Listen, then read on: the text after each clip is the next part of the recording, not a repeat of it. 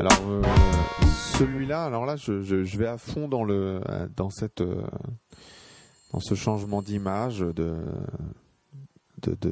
comment je pourrais dire, de maltraiter l'image et en obtenir quelque chose à un moment donné. Et là, c'est vraiment, pour le coup, un peu comme je donne vraiment un indice comment je vis au quotidien. C'est-à-dire vraiment, c'est le cas typique d'une réflexion après une observation de la nature. Voilà.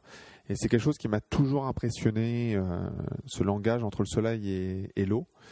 Et bon, alors après, moi, quand je regarde le soleil briller dans l'eau, je suis certain qu'ils communiquent ensemble, que le soleil donne une information qui lui est particulière, qu'il la donne à l'eau, qui ensuite nous la transmet.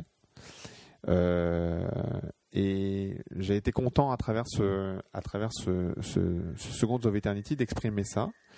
Et là, je me suis vraiment amusé, surtout que j'ai osé des petits effets sonores qui peuvent être complètement déroutants, mais là c'est vraiment un beau montage parce qu'on ne sait pas d'où on vient. En plus, on voit cet effet que j'utilise.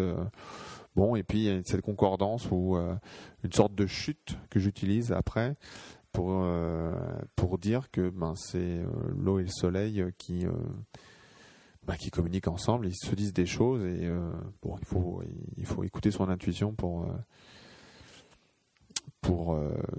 voir ça d'une certaine manière, pour être sensible à ce genre de choses-là. Voilà. Marc ? Oui, donc là, t'es assez perturbé quand j'ai vu celui-là. Un peu de mal à le décoder, au départ. Vous voyez pas bien le rapport entre la sonnerie de téléphone, la personne qui dit « je suis désolé, mais il n'y a personne à ce numéro ». C'est un truc là très très ésotérique.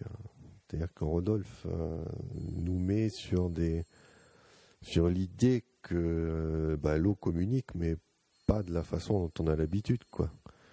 Donc il faut peut-être changer un petit peu son mode de communication pour comprendre. Alors ce qui est fantastique, une fois mais ça vient pas tout de suite, c'est une fois qu'on le voit plusieurs fois, c'est la différence donc entre l'image non filtrée où on voit finalement, on est ébloui par la lumière et on a beaucoup de mal à voir l'information, et que par contre quand on passe avec le filtre là, on voit très bien les choses noires qui se détachent.